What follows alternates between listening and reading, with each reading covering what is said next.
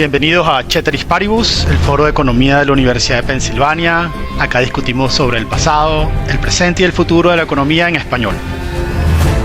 Bueno, hoy tenemos el privilegio de contar como invitado con Iván Luzardo Luna. Él es Senior Fellow en el Departamento de Economía de la Universidad de Pensilvania. Ha trabajado temas relacionados con crecimiento y productividad, especialmente para la economía colombiana. Iván hizo su doctorado en el London School of Economics, estudió en la Universidad de Georgetown también y el Instituto Kiel para la Economía Mundial en Alemania y en la Universidad del Norte en Colombia. Y recientemente ha publicado un trabajo sobre el crecimiento económico de Colombia en la década de los 90, en la época de las reformas, y también ha estado trabajando últimamente en temas relacionados con la demografía y el invierno demográfico que está viviendo Colombia. Bienvenido, Iván. Muchas gracias, Ángel. Pues muchas gracias pues, por el espacio, por la invitación y bueno, encantado de estar acá. Bueno, Iván, de Colombia Growth since 1990s, en el libro Innovation, Competitiveness and Development of Latin America, explora las reformas estructurales de Colombia en los años 90 y también los desafíos actuales. Y creo que hay muchas lecciones allí que tú trabajas. Vamos a hablar una parte de este podcast sobre Colombia. Y por otro lado también lo que has venido trabajando con Jesús Fernández Villaverde sobre el declive demográfico de Colombia, las estadísticas y qué se puede esperar y qué implicaciones tiene este cambio en la fertilidad en un país como Colombia en el largo plazo. Así que para empezar, ¿no? O sea, ¿qué has encontrado en el tema del crecimiento y el declive demográfico en Colombia en los últimos años? Bueno, mira, sobre el tema del crecimiento, digamos, el caso de Colombia es un caso interesante. ¿Por qué? Porque esto uno lo puede ver de dos maneras. Por un lado, el caso de Colombia es un país donde hay una tasa de crecimiento importante. El progreso de Colombia entre el 2002, 2003 y mediados de la última década, mediados digamos, hasta aproximadamente el 2013, 2014, es un caso de éxito económico. El progreso que tuvo Colombia durante esa década es significativo, casi que para encontrar algo similar en la historia económica de Colombia nos tendríamos que remontar a los años 20 del siglo anterior, ¿no? En la época del despegue cafetero, que básicamente significó la transición de Colombia al crecimiento económico moderno, ¿no? Un poco la transición de pasar de una economía premoderna a una economía moderna. La historia económica de Colombia del siglo XX, posterior a la década de los años 20, valga la redundancia un poco, es una historia económica de un crecimiento muy mediocre, ¿no? Un crecimiento que no es particularmente alto, no es particularmente destacable. Eh, Hay episodios interesantes, como por ejemplo la crisis de los 80, que pues, el país no tuvo pues, una crisis de la deuda como lo tuvo el resto de la región. Luego tuvimos el periodo de las reformas económicas en los años 90. Muchas de esas reformas tuvieron un impacto significativo en el crecimiento que vamos a ver a principios del siglo XXI, pero digamos, pues todo este contexto pues para enfatizar en la relevancia que tuvo ese crecimiento económico de principios de este siglo, ¿no? O sea, el periodo nuevamente, entre el 2002 y el 2013 es un periodo en el que el país tuvo una modernización importante. Y esto no solamente significó pues, un aumento en la renta per cápita, sino también disminución en tasas de pobreza, acceso de la población a una serie pues, de servicios públicos, y, digamos, el aumento en cobertura educativa, el aumento en cobertura sanitaria fue significativo. Entonces, ahí, digamos, tenemos un caso de éxito. El país realmente progresó digamos, en los primeros años de este siglo, pero algo ocurrió con ese crecimiento económico que no fue lo suficientemente amplio o duradero o persistente para mover al país hacia un nivel de mayor renta per cápita. Entonces tenemos a partir de aproximadamente el año 2013-2014 un estancamiento y un poco, bueno, ya estamos completando una década de ese menor ritmo de crecimiento económico, directamente pues de un estancamiento. Entonces, digamos, la evaluación que uno puede hacer sobre el caso de Colombia es una evaluación que, digamos, dual, que tiene una parte pues positiva por todo este progreso que el país tuvo a principios de siglo, pero también tiene una parte negativa y es que ese crecimiento económico no ha sido lo suficientemente poderoso para permitirle al país sobreponerse a, digamos, a un nivel de ingreso medio, ¿no? A lo que uno esperaría como una transición definitiva hacia una economía avanzada, no es el caso de Colombia. O sea, nosotros no tenemos un caso como el de, por ejemplo, el de los tigres asiáticos. O sea, hay un progreso importante, valioso, pero no es suficiente. Y ahí eso nos lleva a la siguiente pregunta y es por qué ese progreso económico no ha sido lo suficientemente fuerte para mover a Colombia hacia otra, digamos, hacia otro estado de crecimiento económico de largo plazo. Pero antes de avanzar allí, yo quisiera un poco explorar este periodo, ¿no? 2002, 2003 hasta 2013, ¿no? Porque es lo que se conoce también como el superciclo de commodities, ¿no? Sí, así es. Y aunque Colombia ha tenido un crecimiento tal vez por encima del medio de la región, ¿qué tanto de este crecimiento tiene que ver básicamente con que China entra a la Organización Mundial de Comercio, se incrementan los precios de las materias primas a nivel mundial y caso de Colombia, pues el caso del petróleo, suben los precios del petróleo? ¿Qué tanto ese crecimiento tiene que ver con ese superciclo de commodities y qué tanto tiene que ver con las reformas que se hicieron en los 90? Bueno, una parte importante tiene que ver con el ciclo de los commodities, evidentemente, pues como tú mencionas, el caso de la industria del petróleo. Hay un alto precio del petróleo en los mercados internacionales. Eso tiene un impacto sobre la producción petrolera en el caso de Colombia. La industria del petróleo es muy importante, digamos, el principal producto de exportación del país, y no solamente es importante desde el punto de vista eh, de la, digamos, de la balanza comercial, sino que también tiene un impacto muy importante en las finanzas del gobierno. O Mm. sea, Ecopetrol, que es la empresa de energía pues, más importante del país, pues contribuye mucho digamos, a lo que son las finanzas públicas. Entonces hay una parte que evidentemente está conectado con esto que es transversal en toda América Latina. Hay un superciclo de los commodities, pues tú lo mencionas, hay una demanda muy significativa en Asia y en China en concreto que están en un periodo pues, de expansión económica. Pero en el caso de Colombia también hay elementos internos, ¿no? Digamos, un poco ambos elementos tienen un rol ahí. Podríamos destacar el caso pues el tema de las mejoras en seguridad. Colombia pues tuvo una época muy complicada durante los años 80 y durante los años 90. El problema pues de orden público, digamos, de violencia, era muy fuerte pues y esto tiene un impacto pues sobre las expectativas de inversión, sobre las expectativas de futuro. Si uno mira, ya descompone como los determinantes del PIB y analiza cuáles, cuáles son las razones detrás de este crecimiento económico, detrás, digamos, de esta década entre el 2002 y el 2003 aproximadamente, lo que uno encuentra es que la inversión es el elemento, es el factor que tiene el mayor peso, que contribuye de manera pues más decisiva al crecimiento económico de Colombia durante ese periodo. Entonces, después de nosotros a finales del siglo pasado tuvimos una crisis muy fuerte, que fue la crisis del año 99, pues la crisis del sureste asiático, que pues, empieza en el año 97 en Asia, luego pues nos impacta en América Latina. En el caso particular de Colombia, pues por unas condiciones pues muy específicas del sector de la construcción, va a tener un impacto muy fuerte, además después de un deterioro fiscal que venía arrastrando el país.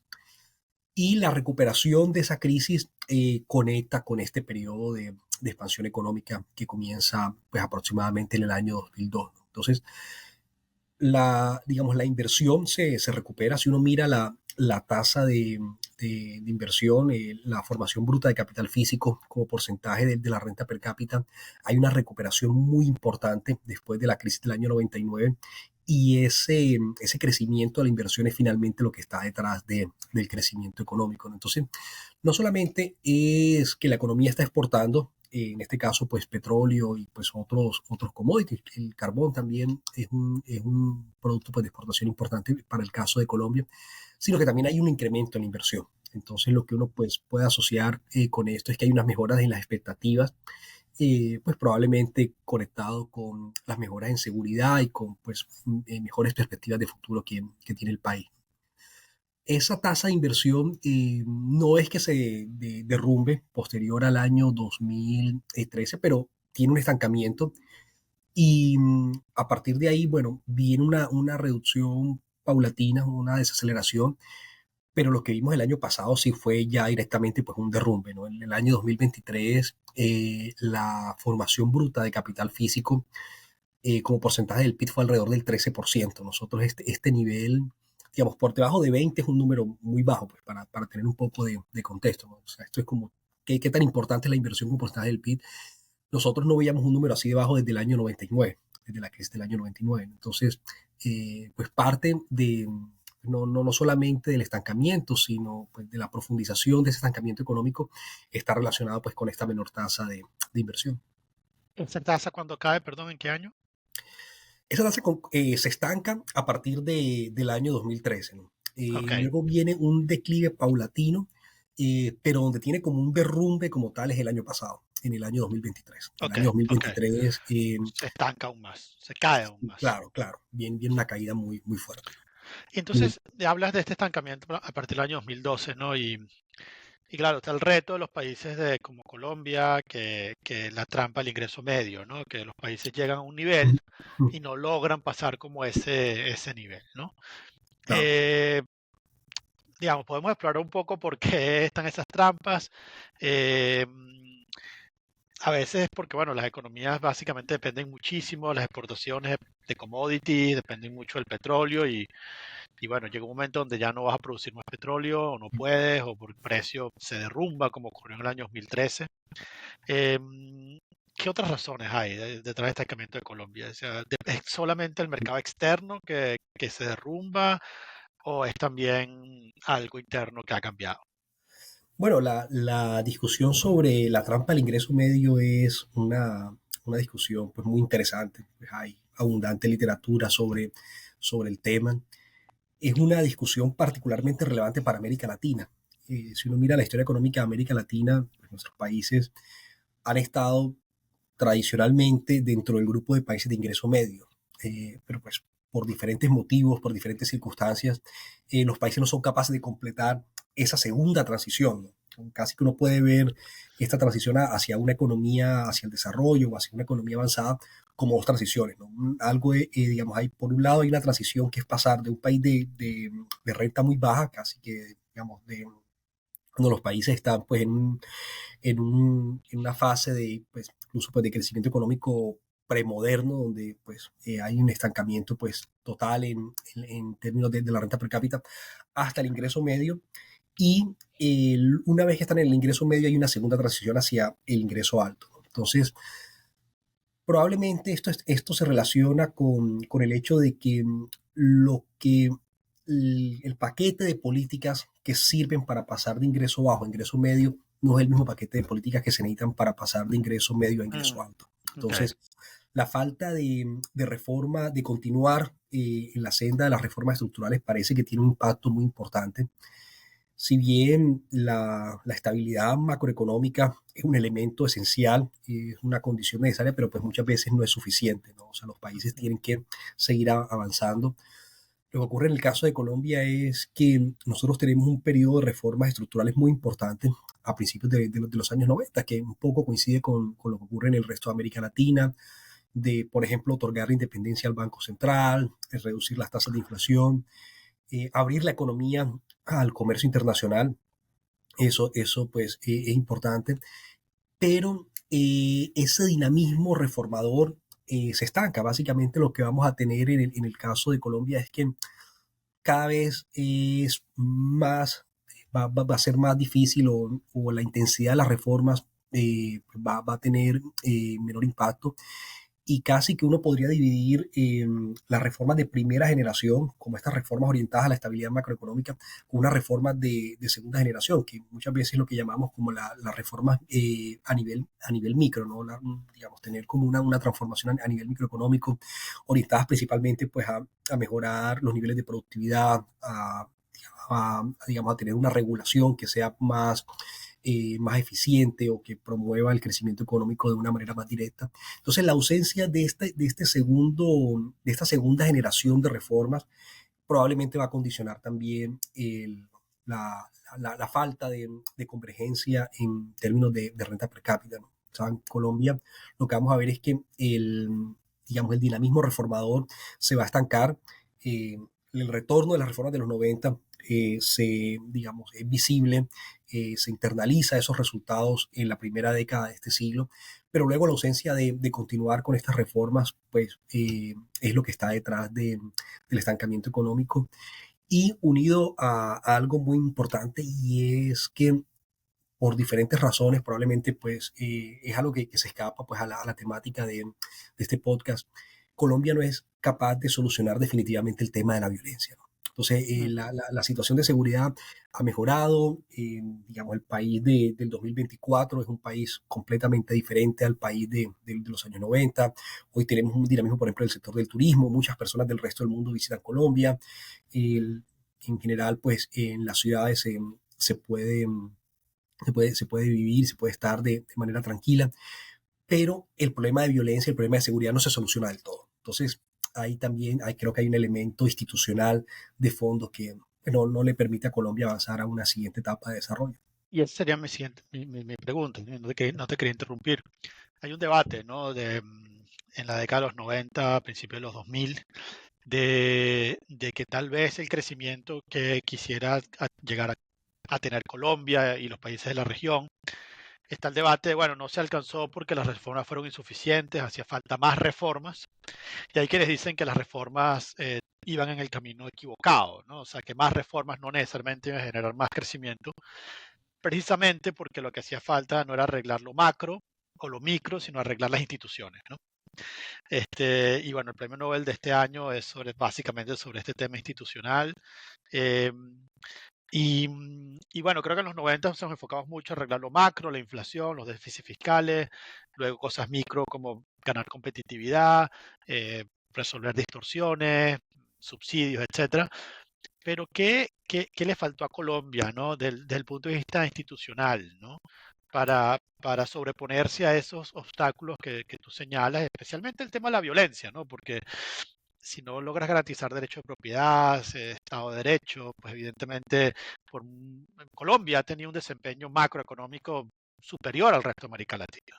Colombia no dio default de deuda, tiene las cuentas bastante organizadas, ordenadas. En general, es un ejemplo, ¿no? Un banco central que funciona relativamente bien, digamos, dentro de lo que es América Latina. Pero, ¿qué pasó con las instituciones, ¿no? ¿Dónde crees tú que faltaron reformas en esa dirección? Bueno, esa es una gran pregunta. Yo en general pues no veo como puesta las dos cosas, las reformas estructurales de los 90 y pues las mejoras institucionales, sino por el contrario como pues eh, elementos complementarios. Evidentemente, lo, las reformas probablemente son las políticas más directas, ya como la materialización de aquellas políticas, aquellas herramientas que le permiten a los países progresar, pero detrás de eso están las instituciones, ¿no? Las instituciones serían como aquellos elementos un poco más profundos, como lo que en historia económica llamamos como las causas ulteriores o las causas finales del crecimiento económico, y un poco esto se conecta pues porque un país que tiene mejores instituciones también tiene las herramientas, tiene el contexto para implementar o para pues hacer las reformas que son necesarias pues para promover el crecimiento económico y pues, el desarrollo económico del país, ¿no? En el caso de Colombia, bueno, conectando esto con el premio Nobel, él tiene un artículo interesante, ¿no? Es de los más conocidos sobre lo que él llama el seesaw effect, ¿no? Que es este efecto de que cuando cuando quieres implementar reformas estructurales en un país que no tiene las instituciones correctas, lo que ocurre es que lo que mejoras por un lado, lo dañas por el otro, ¿no? Entonces, él utiliza concretamente el caso de Colombia Es y James Robinson, James supongo. Robinson, sí, James Robinson tiene este artículo pues bien interesante, pues al menos pues para nosotros desde América Latina, y es por qué las reformas por sí solas no son suficientes, ¿no? Y un poco lo que ocurre, lo que termina ocurriendo en la práctica es esto, ¿no? Que lo que mejoras por un lado, lo dañas por el otro, porque tiene este contexto de debilidad institucional. Él, en el caso de Colombia, lo que menciona es que en los años 90, como pues, una de las reformas más importantes que el país implementó fue la independencia del Banco Central.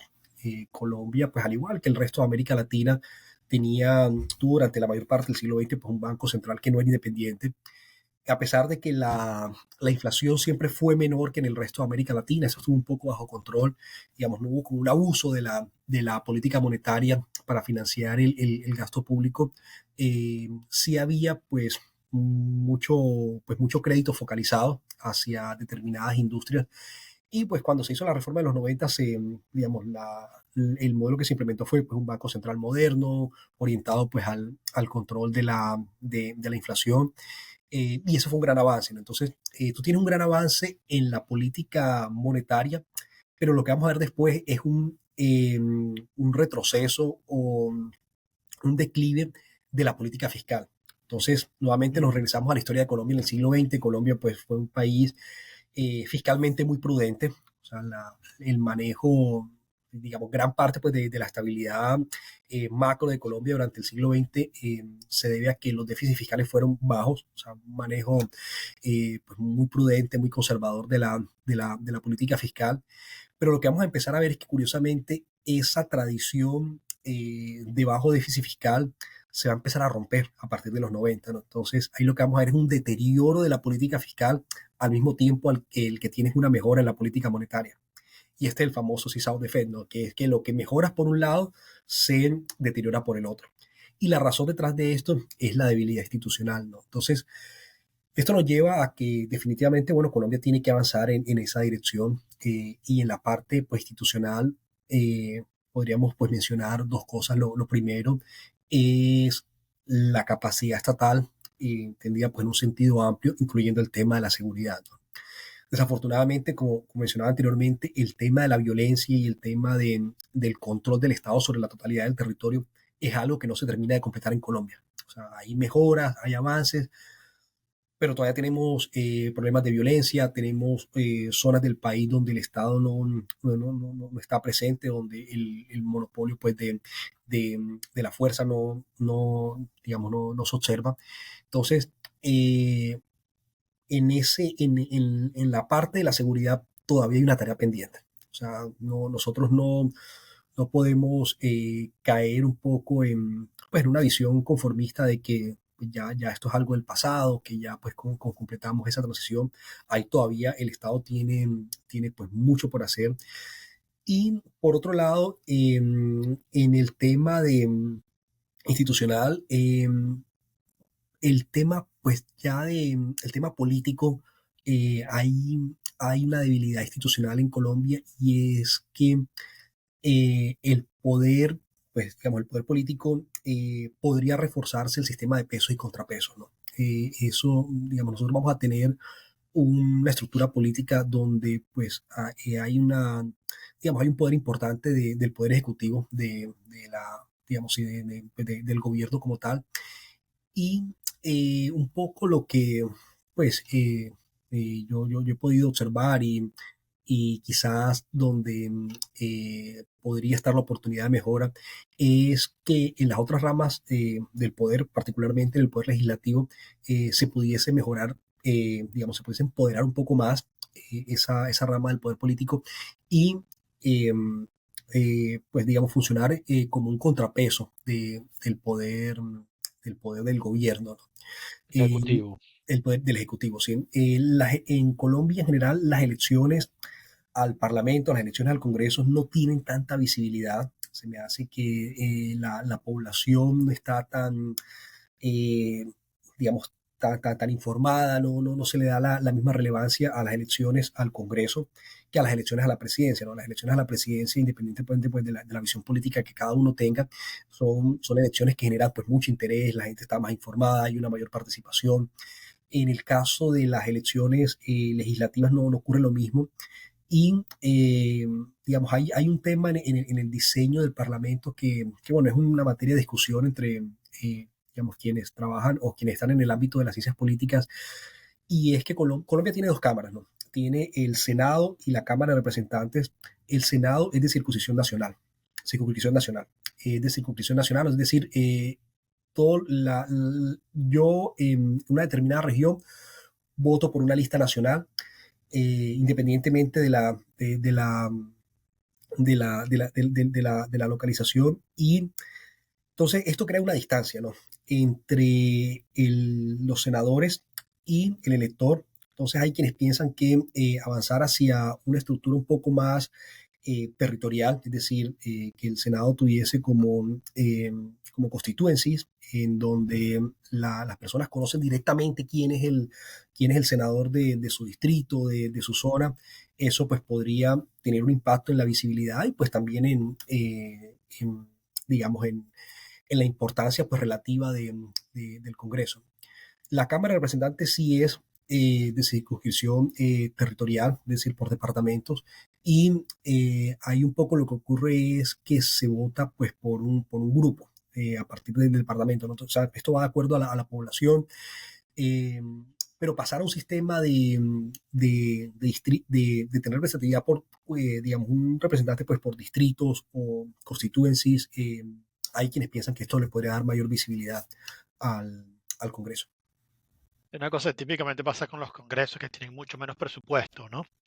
Y dependen mucho, digamos, tienen poca margen de maniobra respecto al Ejecutivo. El Ejecutivo los termina controlando, jugando con ellos, y es parte a veces también de las reformas, de state capacity de los parlamentos, ¿no? Para poder generar sus propias políticas y no depender tanto del Ejecutivo. Y Colombia es una historia fascinante, la historia de Colombia, creo que es un país muy, muy interesante. Y como si no fuese poco, toda la violencia que se vio en Colombia de manera histórica, ¿no? No solo en el siglo XX, sino XIX, pero por supuesto todo el tema del cartel de Medellín. Al mismo tiempo se ha combinado con una institucionalidad relativamente estable para los estándares de América Latina, ¿no? Pero es un país que ha tenido muchos retos, ¿no? Y yo creo que el tema de la violencia y la capacidad estatal de enfrentarla es uno importante, pero como si eso no fuese suficiente, ahora Colombia enfrenta un reto nuevo, que es el declive demográfico, ¿no? Mm. Este, Tal vez como ningún otro país de la región, la caída de la natalidad, de la fertilidad es tremenda, creo que es 0.8 la cantidad de la fertilidad de Bogotá, de ciudades como Bogotá, y esto sobre todo después de la pandemia se acelera. ¿Qué efectos puede tener esto sobre Colombia? Un país que además, producto de la violencia, también ha experimentado mucha emigración. ¿Qué va a pasar en Colombia con este cambio? Y explícanos qué está pasando con la demografía en Colombia. Bueno, el tema de la demografía es de la mayor relevancia. Colombia, pues como tú lo mencionas, ha tenido un declive en la tasa de fecundidad muy significativo, muy importante. Y la tasa de fecundidad, pues para el año pasado está en 1.2 a nivel nacional. Y como tú lo mencionas, en casos como el de Bogotá es 0.9, ¿no? O sea, Punto estos 9. son números Estamos hablando que difíciles. la tasa de reemplazo en Colombia, ¿cuánto es? 2.1, 2.2. No sé si la has Ligeramente, calculado.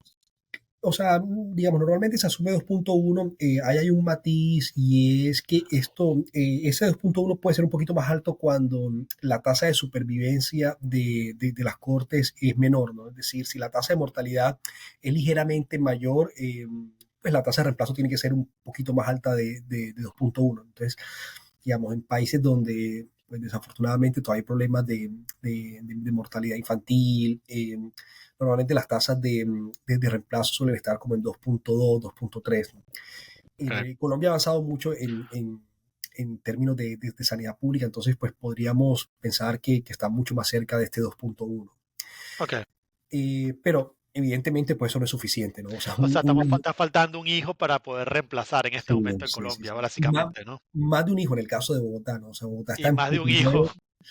Sí, o sea, es una tasa bajísima.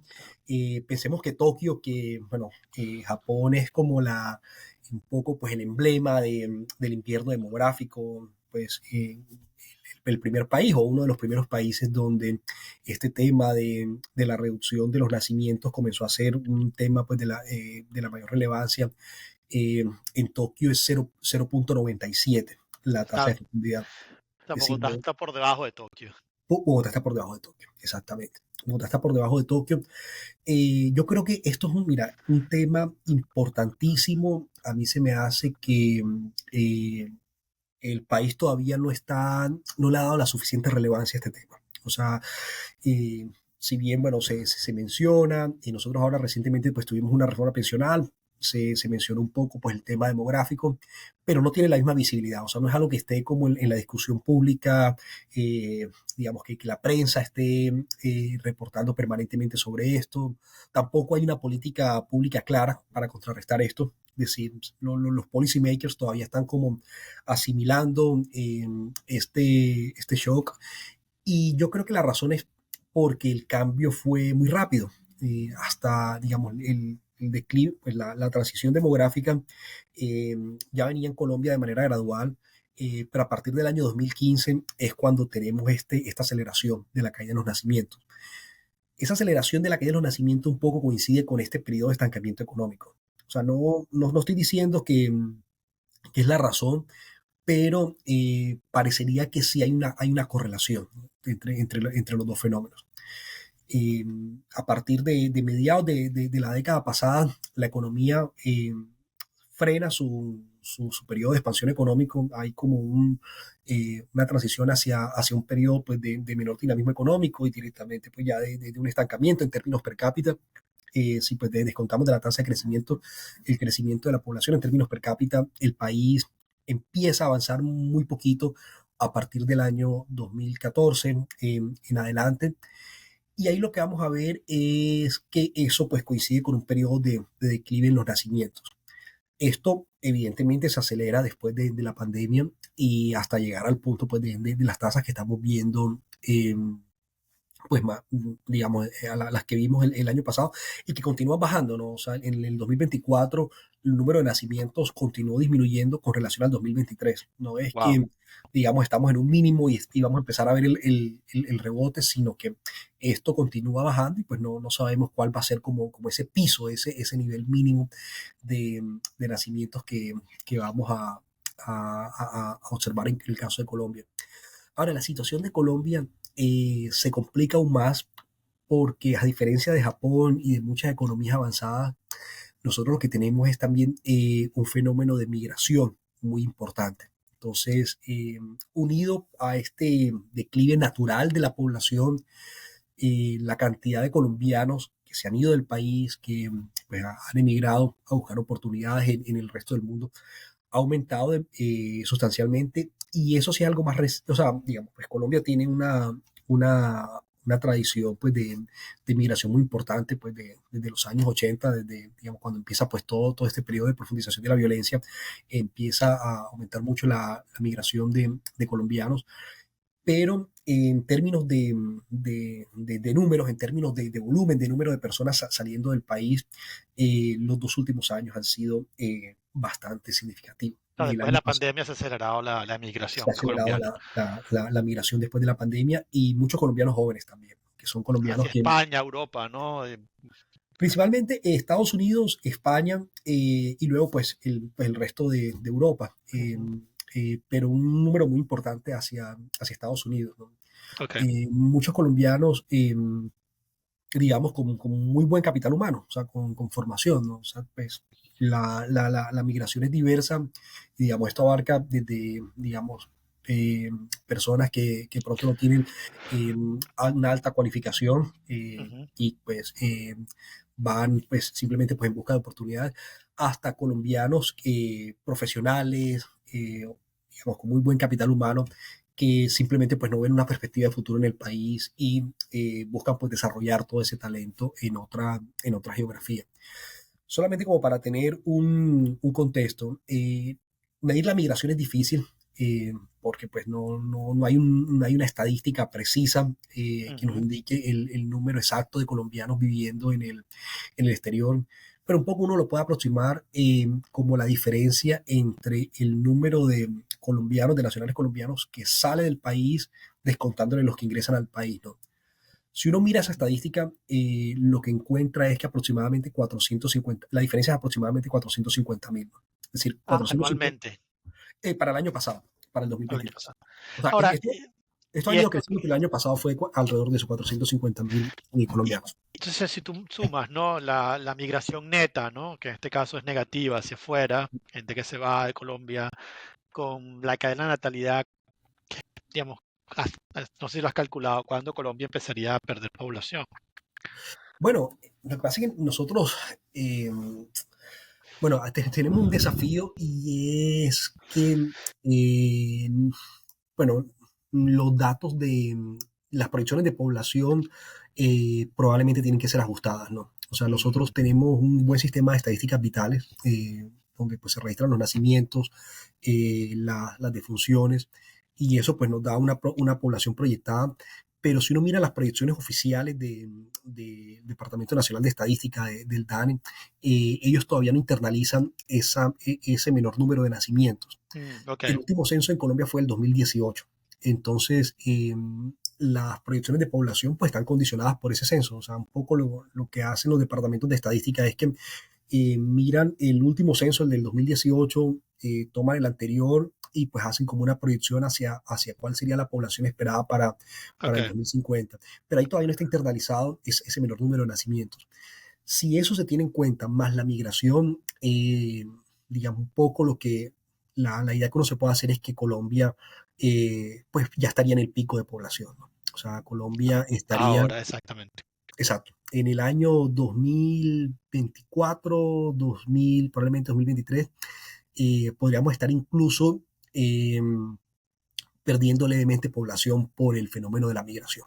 O sea, si la migración fuese menor, pues probablemente estaríamos acercándonos a ese pico de población que, entre otras cosas, estaba proyectado para la década de los 50 de este siglo. O sea, si uno mira las proyecciones de población, un poco Ujú, lo que se toma como referencia para la política pública era que la población ujú. iba a continuar aumentando hasta aproximadamente el 2050. Eso hoy en día resulta pues ya pues muy poco probable que ese escenario pues sea como el escenario base. Un escenario más conservador puede ser que la población puede llegar a su pico alrededor del 2030, o sea, siendo conservadores en Ujú. los datos de migración y pues considerando que hay un porcentaje de nacimientos que en el caso de Colombia es muy menor, que no se registran oficialmente en el sistema de estadísticas vitales, pero pensando que esa población tiene una tasa de fertilidad más alta y por lo tanto pues tiene un impacto mayor, eh, pues digamos el 2030 puede ser una cifra, digamos Sí, una pero eso es estimación ya, pues. conservadora. Eso es Eso ya, ya, pero puede ser el caso de que sea ahora, ¿no? O de que sea, esté sí, ocurriendo. de que está ocurriendo, ¿no? O sea, no podemos descartar eso. No podemos descartar eso. Ujú. Las cifras de migración no son precisas, las cifras de proyecciones de población no son precisas, eh, pero una vez que uno tiene en cuenta todo esto, lo que encuentra es que la población se puede incluso ya estar contrayendo. ¿Qué efectos tiene esto para la economía, ¿no? De pensiones, mercado laboral, y qué puede hacer Colombia para incrementar? Yo creo que no hay ningún país que haya sido exitoso en esto, pero bueno, siempre es bueno preguntarlo, ¿no? ¿Qué se puede hacer? Sí, esta última parte es importante, ¿no? Todavía, digamos, ningún país tiene muy claro cómo esto se puede revertir. Las estrategias hasta ahora básicamente han sido de mitigación, ¿no? Es decir, de que si la tasa de fecundidad está en 1.2, bueno, que llegue al 1.7, que llegue al 1.8 y ahí un poco lo que se hace es que se posterga el problema, ¿no? O sea, digamos, en lugar de empezar a perder fuerza laboral en el 2030 y la fuerza laboral empieza a perder en el 2040, 2045, Ujú, pero digamos, no es una solución de largo plazo. Bueno, en el caso de Colombia, ¿qué efectos tiene esto? Bueno, de entrada, una menor fuerza laboral. Eso es importante. Y aquí estamos teniendo en cuenta únicamente el volumen, es decir, el número de trabajadores, no la cualificación o la calidad de esos trabajadores. Si uno piensa que, por ejemplo, producto de la migración, gran parte de esos trabajadores que está perdiendo el país son los trabajadores más cualificados o son trabajadores altamente cualificados, pues el impacto es todavía mayor porque hay una pérdida de capital humano, ¿no? Ujú, Entonces, ujú. esto significa de que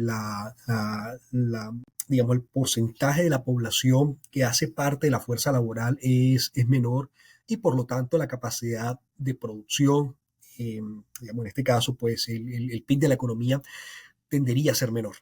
Menor número de Claro, personas trabajando, un mayor número de personas que ya están en edad avanzada, que ya pues, no están en su fase laboral. Eh, Esto significa pues una menor renta per cápita. Nosotros, bueno, conocemos el trabajo de Jesús Fernández Villaverde sobre el caso de Japón.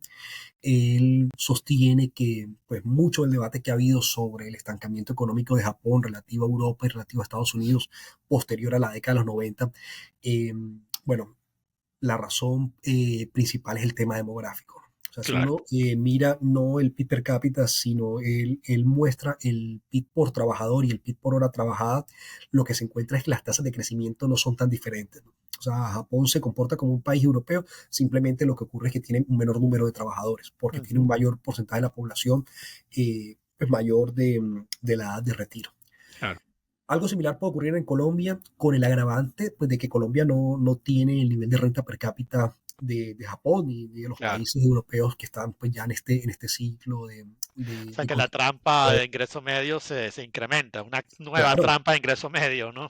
claro, claro. O sea, si el desafío de crecer ya era complicado, ahora con una demografía a la baja, pues se vuelve todavía mayor, ¿no? O sea, Colombia, digamos, hacia futuro, eh, tiene o sea, digamos, un poco lo que ha ocurrido es que se ha perdido una ventana, esta última década se ha perdido una ventana de oportunidad para crecer en un contexto donde todavía la demografía contribuía a ese crecimiento.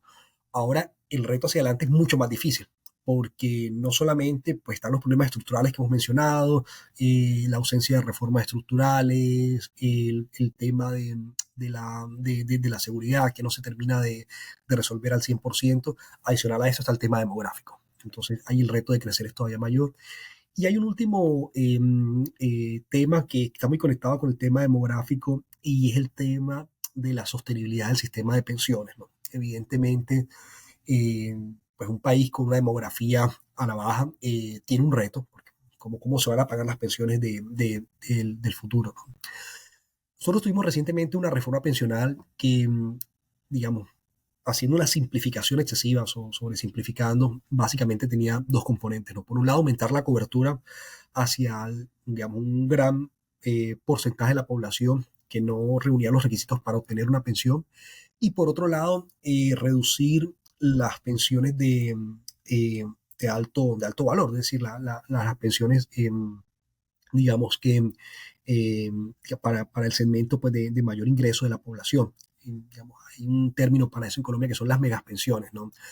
Que son pensiones que tienen una tasa de reemplazo muy alta sobre salarios relativamente altos y por lo tanto demandan muchos subsidios por parte del Estado. Entonces, eso era un problema, digamos, es un componente pues, positivo de la reforma y es que de cierta manera pues corrige desigualdad en la redistribución, es decir, al reducir, al poner como un mayor límite a las pensiones, digamos, el texto final quedó en algo más de 3 salarios mínimos. Es como la parte que va al sistema público y de ahí en adelante, pues lo que esté por encima de ese umbral tiene que ser autofinanciado por el trabajador, ¿no?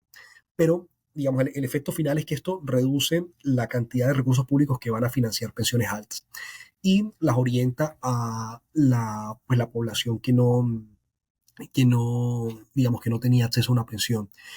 Entonces, por un lado, digamos, los límites a las pensiones altas es positivo, pero por otro lado, la gran expansión en el sistema de pensiones que pues básicamente alcanzaría pues una cobertura prácticamente universal. No todas las pensiones tienen el mismo beneficio, es decir, no todas las personas que van a acceder a una pensión van a tener la pensión pues mínima, el salario mínimo.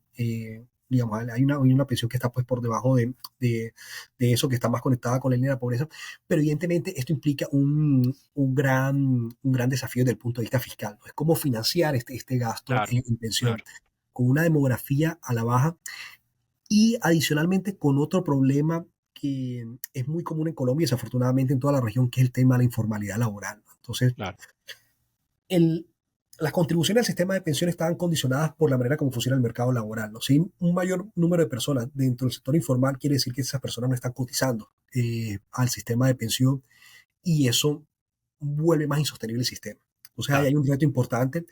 ¿Qué puede hacer Colombia para mitigar esos efectos? Bueno, pues de manera más inmediata fomentar la formalidad laboral, es decir, que un mayor número de personas estén en el sector formal de la economía, contribuyendo a las pensiones, también pues probablemente operando en un sector de mayor productividad.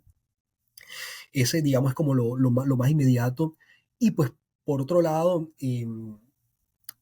digamos, implementar una serie de políticas, de reformas que un poco reduzcan la incertidumbre sobre la evolución del país y haga que menos colombianos, especialmente pues colombianos jóvenes con alta formación, emigren del país y vean pues Claro. una oportunidad de futuro en el país. Yo creo que esas serían como digamos, las áreas de intervención un poco más directas. Ya sobre el tema de la natalidad, bueno, los sistemas de cuidado, digamos, tener un sistema tributario que en el fondo pues compense pues el mayor costo de tener hijos, son políticas importantes. Eso es más difícil de implementar y nuevamente, digamos, ningún país ha logrado resolver esto al 100%, entonces son estrategias principalmente de mitigación.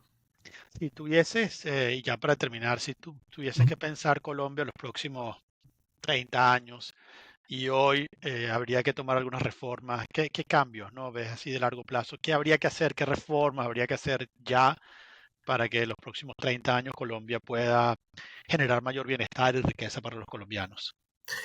Bueno, mira, yo creo que la reforma más urgente y el problema más urgente que tenemos ahora mismo en el país o el que tiene la economía colombiana es el tema fiscal. Nosotros, digamos, esto es algo estructural, pero que nuevamente se ha profundizado en los últimos años y es que el país, posterior a la reforma de los 90, ha entrado en un ciclo pues, de altos déficits fiscales. Un poco pues para también tener el contexto de esto, las reformas estructurales de los años 90, de apertura comercial, de dar independencia al Banco Central y otra pues, serie de reformas como la participación del sector privado en diferentes ámbitos que antes eran exclusivos del Estado, ocurre en paralelo a la implementación del estado de bienestar en Colombia, que ocurre con la nueva constitución, ¿no? La constitución del año 91. Entonces, el caso de Colombia es un tanto particular en América Latina porque no solamente ocurre la apertura económica, sino que esto ocurre de manera simultánea a la nueva constitución y al Ajá, origen de lo que es el estado de bienestar, ¿no? Ese estado de bienestar tiene elementos muy importantes, por ejemplo, lo que mencionábamos, el aumento en cobertura educativa, el aumento en la cobertura sanitaria, pero ha implicado un desafío desde el punto de vista fiscal, ¿no? O sea, ok, la política fiscal se ha deteriorado, digamos que era la gran tradición de Colombia durante el siglo XX, se ha deteriorado de manera importante y un poco digamos, la manera como se ha solucionado esto es, pues así, tomando pues, decisiones temporales que han sido pues reformas tributarias, ¿no? Entonces, nosotros hemos aumentado pues la carga tributaria de manera significativa. La reforma pues más reciente es del año 2022, que ya pues deja a Colombia con tasas de tributación pues altas para los estándares internacionales, pero parece que eso no ha sido suficiente, ¿no? ok, O sea, todavía el país, pues por ser un país de renta media, pues no genera los recursos suficientes pues para satisfacer las necesidades, las demandas de este estado de bienestar. Entonces, hay un problema fiscal, creo que ese es el área más urgente y ahí es donde pues probablemente se deben enfocar los esfuerzos más inmediatos de la política pública. O sea, Colombia necesita eh, resolver el problema fiscal necesita recuperar la confianza en los mercados. Tradicionalmente, si uno mira la prima de riesgo del país, bueno, eso se nota ya en los mercados financieros, ¿no? Colombia eh, tradicionalmente había estado en cuanto a su prima de riesgo, pues por debajo de países como Brasil y como México, y hoy en día, pues ya eso pues, no ocurre, ¿no? O sea, con Mm, Colombia, ese deterioro fiscal significa que el país tiene que pagar más por obtener deuda en los mercados internacionales. Entonces, yo te diría que hay algo urgente que tenemos que hacer en la materia fiscal, ¿no? El país necesita consolidar su reputación como un país confiable, como un país que puede hacer frente a sus obligaciones financieras, y eso es importante.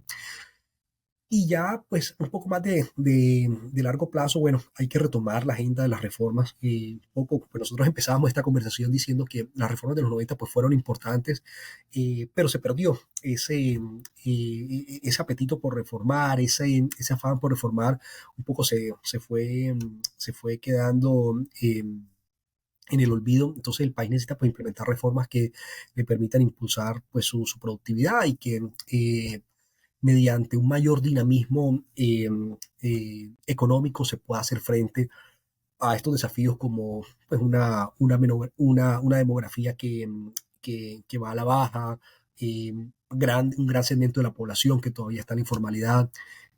Pues para todo ello es importante implementar pues, reformas estructurales. Yo creo que yo finalizaría con esto, Ángel, y es que yo soy optimista sobre el futuro de Colombia, ¿no? O sea, yo creo que a pesar, pues, de, digamos, un poco de todo De esto todo de... lo que hemos hablado.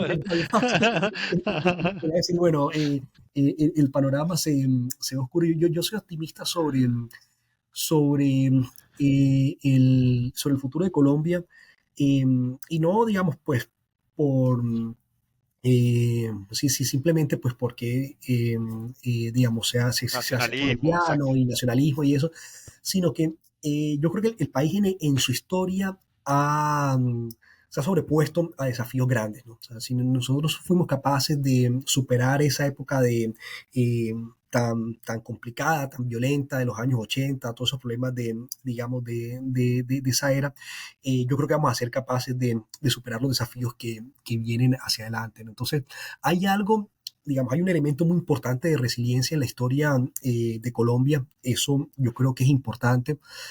Eh, Otra razón para ser optimista es que, bueno, digamos, a pesar de todos los problemas, a pesar de todas las limitaciones, el sistema democrático sigue funcionando en Colombia, ¿no? O sea, Colombia pues tiene una tradición democrática, la Ujú. gente pues tiene internalizado la tradición pues de ir a votar, de que los gobiernos duran cada 4 años. eh, entonces, esa participación ciudadana es un elemento pues de optimismo. Si se presentan pues los argumentos de la manera pues correcta, yo creo que la población puede ser receptiva a la necesidad de hacer reformas y a la necesidad de implementar políticas que promuevan el desarrollo del país. Y un elemento final de ese optimismo es que gran parte pues, de los colombianos que han emigrado hacia el resto del mundo, digamos, como te mencionaba anteriormente, son colombianos con alto capital humano, ¿no? Sí. Y estamos en un mundo globalizado, pues la gente puede contrastar, bueno, cuáles son esas cosas que funcionan, cuáles son esas ideas Ujú. que un poco están a la vanguardia en el mundo, y hay una conexión entre esos colombianos que viven afuera y los colombianos que pues, están en el país, ¿no? Entonces, ese dinamismo, ese intercambio de ideas, yo creo que va a ser muy importante para áreas, por ejemplo, como de emprendimiento, de integración de Colombia en la economía mundial. Colombia, digamos, nuevamente por esta alta migración, está muy conectado con la economía global, ¿no? O sea, Ujú. nosotros, digamos, eh, una manera una evidencia de esto es pensar, por ejemplo, el aeropuerto de Bogotá, ¿no? O sea, el aeropuerto de Bogotá, bueno, tiene conexiones con pues, los principales destinos de Estados Unidos, de Europa, de Sudamérica. Hay un movimiento muy importante. El país ha empezado a recibir mucho turismo también. Eso ha aumentado pues, su conexión con el resto del mundo. Entonces, yo creo que ese flujo de ideas, Ujú. evidentemente, pues, va a tener un impacto positivo, y yo creo que va a contribuir al desarrollo de Colombia hacia adelante. Bueno, Iván, muchísimas gracias por aceptar la invitación a estar con nosotros acá. Ha sido una conversación extraordinaria sobre Colombia, los retos, demografía, productividad, la historia de Colombia misma, que es fascinante. Eh, en- Muchas gracias por compartir tu tiempo con nosotros y espero que haya una otra oportunidad. No, pues muchas gracias a ti, Ángel, por la invitación. Pues encantado de hablar de Colombia y pues a la orden en cualquier momento que queramos retomar la conversación. Esto fue Ceteris Paribus, el podcast de economía en español del Penn Initiative for the Study of Markets en el Departamento de Economía de la Universidad de Pensilvania. Aquí discutimos el pasado, el presente y el futuro de la economía en español, haciendo especial seguimiento a América Latina. Yo soy Ángel Alvarado. Me gustaría saber más de ustedes. Nos pueden contactar a través del Penn-Chetris en Instagram y Twitter.